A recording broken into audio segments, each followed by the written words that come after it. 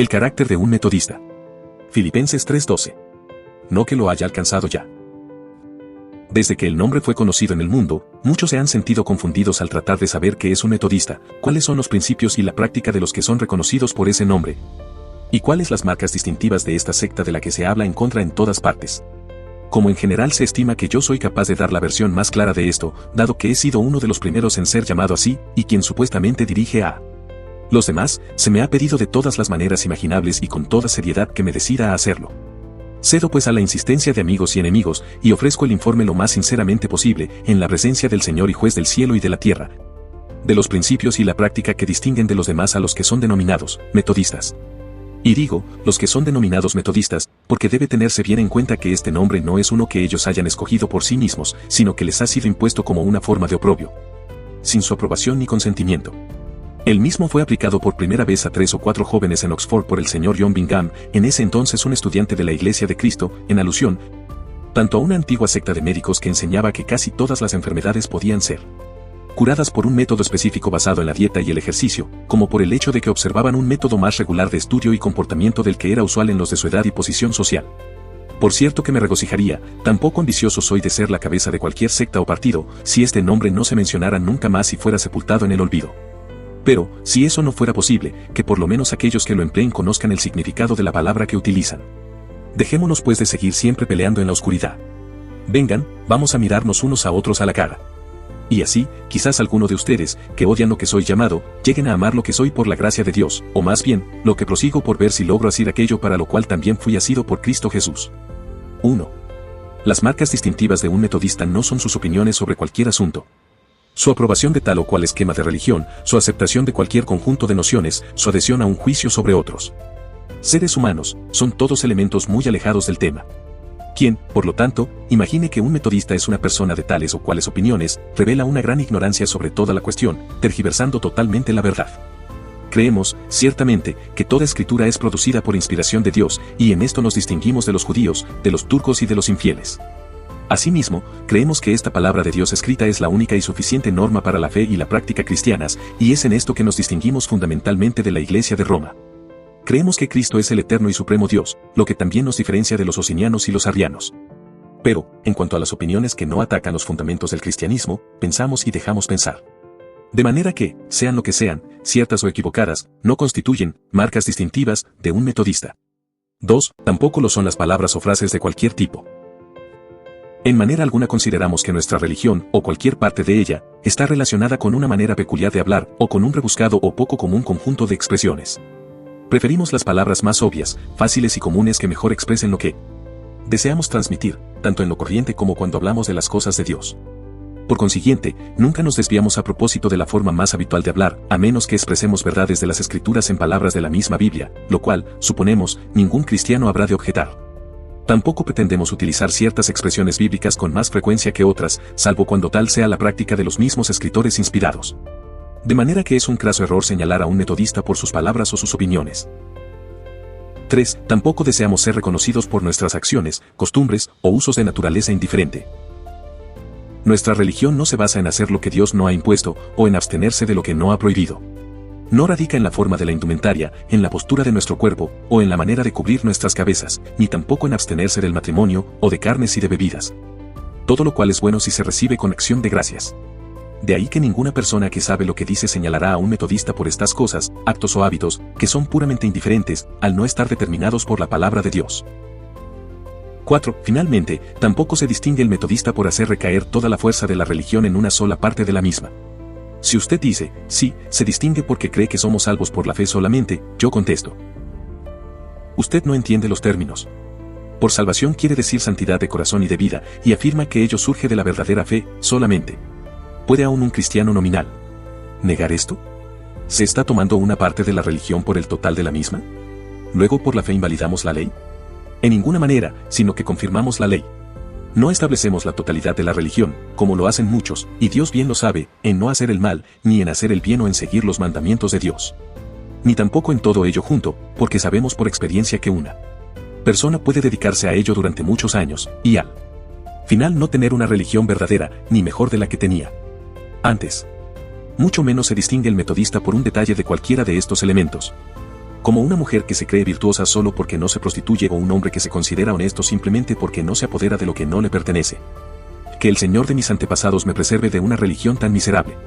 Si este fuera el sello de un metodista, preferiría ser judío, turco o pagano, siempre que fuera sincero. 5. ¿Cuál es entonces el sello? ¿Quién es metodista, según tu propia convicción? Yo contesto. Metodista es quien tiene el amor de Dios derramado en su corazón por el Espíritu Santo que le fue dado, quien ama al Señor su Dios con todo su corazón y con toda su alma y con toda su mente y con todas sus fuerzas. Dios es el gozo de su corazón y el deseo de su alma, que clama constantemente. ¿A quién tengo yo en los cielos sino a ti? Y fuera de ti nada deseo en la tierra. Mi Dios y mi todo. Tú eres la roca de mi corazón y mi porción para siempre. 6. Por lo tanto, el metodista está feliz en Dios. Sí, siempre feliz como si le cubriera una fuente de agua que salte para vida eterna y que llene su alma de paz y de gozo. El perfecto amor ha echado fuera el temor y está siempre gozoso.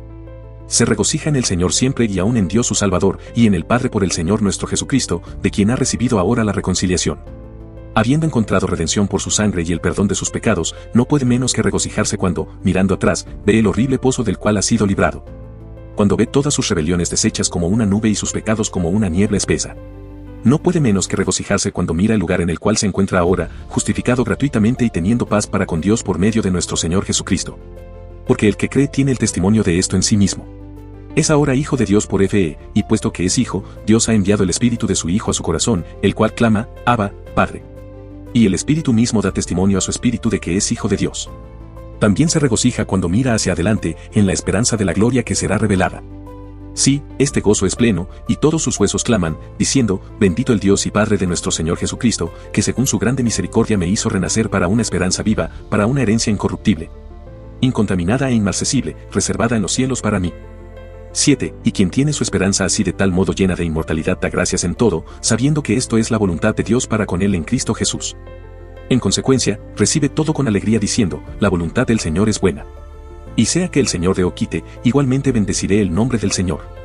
Porque ha aprendido a contentarse, cualquiera sea su situación. Sabe vivir humildemente y tener abundancia, en todo y por todo está enseñado, así para estar saciado como para tener hambre, así para tener abundancia como para padecer necesidad.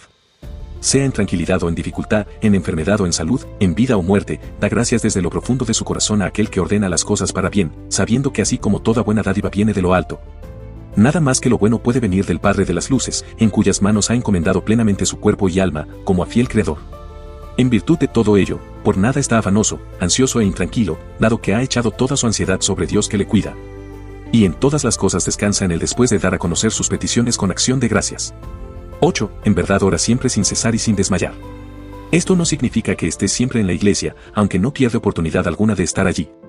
Tampoco está siempre de rodillas o con el rostro dirigido al Señor su Dios, gimiendo o llamándole en voz alta. Porque muchas veces el Espíritu mismo intercede por él con gemidos indecibles. Pero en todo momento el lenguaje de su corazón es este, tú, luminosidad de la gloria eterna, ante ti está mi boca, aunque sin voz, y mi silencio te habla. Esta es una oración verdadera, el elevar el corazón a Dios. Esta solamente es la esencia de la oración. Pero su corazón está siempre, en todo tiempo y en todo lugar, elevado a Dios. En esto nunca tiene dificultad, y nada ni nadie interrumpe su actitud. Solo o acompañado, descansando, ocupado o conversando, su corazón siempre está con su Señor. Sea que se acueste o se levante, Dios está en todos sus pensamientos. Camina con Dios continuamente, con el ojo amoroso de su mente fijo en Él, y en todas partes viendo al invisible. 9. Y mientras siempre ejercita su amor a Dios de esta manera, orando sin cesar, regocijándose en todo momento, y dando gracias por todo, este mandamiento está grabado en su corazón. El que ama a Dios ame también a su hermano. Y por a su prójimo como a sí mismo, y a cada persona como a su propia alma. Su corazón está lleno de amor hacia la humanidad, hacia cada criatura del Padre de los espíritus de toda carne. El hecho de que una persona le sea desconocida, en manera alguna le es obstáculo para que la ame. Ni tampoco es impedimento el que dicha persona sea o actúe como él no aprueba, o que pague su buena voluntad con odio. Porque ama a sus enemigos, sí, y a los enemigos de Dios, a los malos y los ingratos. Y si se ve impedido de hacer el bien a quienes le odian, no cesa de orar por ellos, aunque desdeñen su amor y lo ultrajen y persigan. 10. Porque es limpio de corazón. El amor de Dios lo ha purificado de toda pasión de venganza, de envidia, de malicia y de ira, como también de toda actitud despiadada o de inclinación maligna. Le ha limpiado del orgullo y de la altivez que provocan contiendas. Como escogido, el amor de Dios exhorta a vestirse de entrañable misericordia, de benignidad, de humildad, de mansedumbre, de paciencia, a tal punto que en caso de haber discrepado de alguien, soporta y olvida. perdonando en la misma forma en que Dios en Cristo le ha perdonado, haciendo desaparecer todo motivo de contienda. Porque nadie puede quitarle lo que desea, puesto que no ama al mundo ni ninguna de las cosas que se encuentran en él, siendo que ahora el mundo está crucificado para él y él para el mundo. Y ha muerto para los deseos de la carne, los deseos de los ojos y la vanagloria de la vida. Porque todo su deseo se orienta hacia Dios y a la memoria de su nombre. 11. De acuerdo con su único deseo, el propósito fundamental de su vida es no hacer su propia voluntad, sino la del que le envió. Su única intención en todo momento y en todas las cosas, no es el obrar según su gusto, sino agradar a aquel a quien ama su alma. Tiene un solo ojo, y porque su ojo es bueno, todo su cuerpo está lleno de luz. Ciertamente, donde el ojo del alma está continuamente fijo en Dios no puede existir oscuridad, ya que todo será luminoso, como cuando una lámpara alumbra con su resplandor toda la casa. Entonces solo Dios reina. Todo lo que está en el alma es santidad para el Señor. No hay un latido en su corazón que no esté de acuerdo con su voluntad, y cada pensamiento obedece a la ley de Cristo. 12. Por el fruto se conoce al árbol. Porque según como ama a Dios, así guarda sus mandamientos. No solo algunos o la mayoría, sino todos, desde el menor hasta el mayor. No se contenta con guardar toda la ley y ofender en un punto, sino que tiene una conciencia sin ofensa ante Dios y ante la humanidad. Lo que Dios ha prohibido él lo evita, lo que Dios ha impuesto, eso hace ya sea poco o mucho, difícil o fácil, alegre o doloroso para la carne. Anda por el camino de los mandamientos de Dios ahora que ha liberado su corazón. Y digo que esto es su gloria.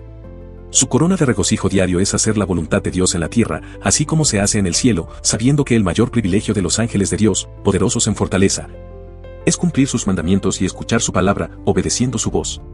13. Guarda los mandamientos de Dios con toda su fuerza, pues su obediencia está en proporción a su amor, la fuente de la cual fluye. Por lo tanto, amando a Dios con todo su corazón, le sirve con todo su vigor. Continuamente presenta su alma y cuerpo en sacrificio vivo, santo, agradable a Dios, completamente y sin reserva, entregando todo lo que posee y a sí mismo para su gloria. Todos los talentos que ha recibido, todo poder y facultad de su alma y cada miembro de su cuerpo los emplea constantemente de acuerdo a la voluntad de su Maestro. Hubo una época en que al pecado y al demonio los presentaba como instrumentos de iniquidad, pero ahora como vivo entre los muertos los presenta como instrumentos de justicia ante Dios. 14. En consecuencia, todo lo que haga es para la gloria de Dios. Y tal no es solamente su propósito en toda actividad que desarrolle, como lo implica la figura de tener un solo ojo, sino que logra actuar de esta manera. Sus negocios, tanto como sus refrigerios, como también sus oraciones, todo tiene por objetivo este gran fin de la gloria de Dios. Ya sea que esté sentado en su casa o transite por el camino, sea que esté acostado o levantado, promueve en todo lo que habla o hace el único negocio de su vida. Sea que se vista, o trabaje, o coma y beba, o descanse de un trabajo excesivo. Todo de alguna manera tiende a aplicarse en la forma que sea útil como contribución al avance de la gloria de Dios por medio de la paz y la buena voluntad entre los seres humanos. Su única regla invariable es, y todo lo que hacéis, sea de palabra o de hecho, hacedlo todo en el nombre del Señor Jesús, dando gracias a Dios Padre por medio de él. 15. Los hábitos mundanos tampoco le impiden correr la carrera que tenemos por delante. Sabe que el vicio no pierde su naturaleza, aunque sea moda, y recuerda que cada uno dará a Dios cuenta de sí. De ahí que no puede seguir a los muchos para hacer mal, como tampoco hacer cada día banquete con esplendidez o proveer para los deseos de la carne a fin de satisfacer la lujuria. Por otra parte, debe tener siempre presente las siguientes exhortaciones que surgen de las Escrituras, a saber, no hacer tesoros en la tierra, lo cual sería como tomar fuego en su seno, no adornarse con oro o vestimentas costosas, evitar reunirse ni tolerar ninguna diversión que tenga un asomo de cualquier clase de vicio. Abstenerse de hablar mal de su prójimo, así como de mentir por Dios o por el humano, asimismo, guardarse de emitir una palabra poco amable acerca de alguien, porque el amor guarda la puerta de los labios. Tampoco hablar palabras vanas. Ninguna palabra corrompida sale jamás de su boca, sino la que sea buena para la necesaria edificación, a fin de brindar gracia a los oyentes. Por lo demás, en todo lo que es puro, todo lo que es amable, todo lo que es justamente de buen nombre, piensa, habla y obra, adornando el Evangelio de nuestro Señor Jesucristo en todas las cosas. 16. Por último, según el tiempo se lo permite, hace el bien a todos, a vecinos, a extranjeros, a enemigos y amigos. Lo practica de todas las maneras posibles, atendiendo no solo a sus cuerpos sino también alimentando al hambriento, cubriendo al desnudo, visitando a los que están enfermos o en la cárcel. Pero más aún trabaja en beneficio de las almas, hablándoles conforme a la capacidad que Dios le ha dado para despertar a quienes duermen en la muerte, para llevar a quienes despierten hacia la sangre expiatoria, a fin de que, siendo justificados por la fe, tengan paz para con Dios, y para estimular a quienes gozan de paz con Dios, para que abunden más en amor y buenas obras. Y está dispuesto a gastar y gastarse en esto, y aún ofrecerse en sacrificio y en servicio a la fe de los demás, de tal manera que todos lleguemos a la medida de la estatura de la plenitud de Cristo. 17. Estos son los principios y las prácticas de nuestra secta, es decir, las marcas de lo que es un verdadero metodista. Y estas últimas son las que dan base a los que nos rechazan para burlarse y distinguirnos de los demás. Sin embargo, si alguien dice que estos son solamente los principios comunes y fundamentales del cristianismo, les respondemos, pues bien has dicho, esa es la verdad. Yo sé que no son otros principios. Por lo cual, ruego ante Dios que tanto tú como todos los demás sepan que yo y todos los que siguen mi criterio, rechazamos vehementemente el que se nos considere distintos a los demás por cualquier cosa que no sea por los principios comunes del cristianismo, el sencillo y antiguo cristianismo que yo enseño, negando y detestando toda otra marca de distinción. Y quien quiera sea como yo predico, llámese lo que quiera, porque los nombres no cambian la naturaleza de las cosas, es un cristiano, no de nombre solamente, sino de corazón y de vida. Se conforma interior y exteriormente a la voluntad de Dios según está revelada en la palabra escrita.